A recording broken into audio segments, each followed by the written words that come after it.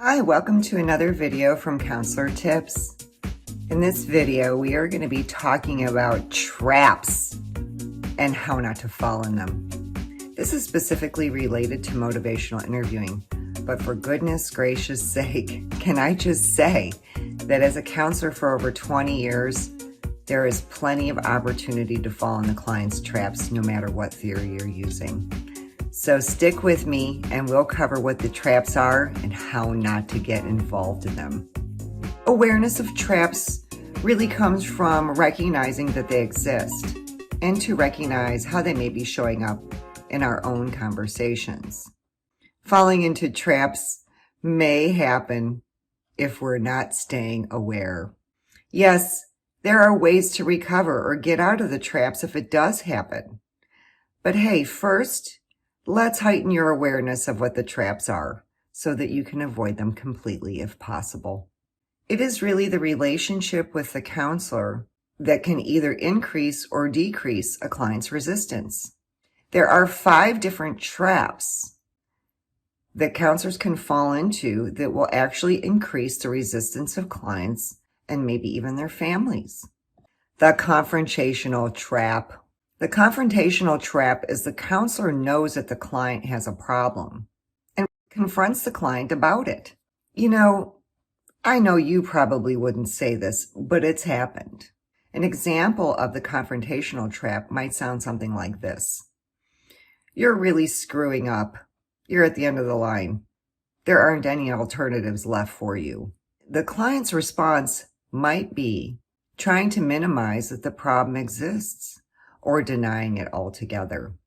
Trap number 2, being the expert, being right, fixing the client's problem. This is when the counselor gives all kind of expert advice. This way, they feel they're helping the client fix the problem. And then ultimately, the counselor is assuming responsibility for the change. You know, it might sound something like this. I've worked with a lot of clients in a very similar situation. Let me tell you, there's only one way to solve this. The client may respond in a passive and non-committal role in the process. And then the counselor could become the target if the plan fails. Number 3 on the trap, the labeling trap.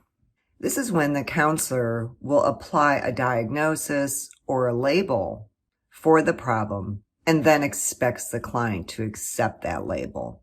An example might be the counselor saying, well, you have a very serious problem with drugs and alcohol.